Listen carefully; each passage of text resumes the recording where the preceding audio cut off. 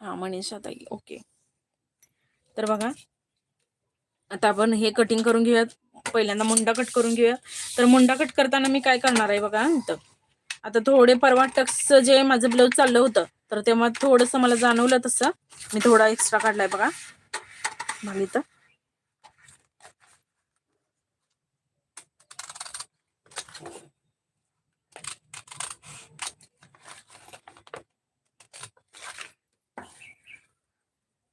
तर मी हा थोडा एक्स्ट्रा का काढलाय सांगते मी.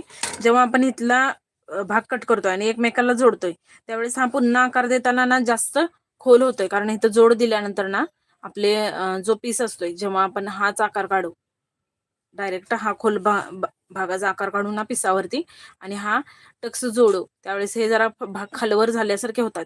तर त्यासाठी मी हा एक्स्ट्रा ठेवलाय.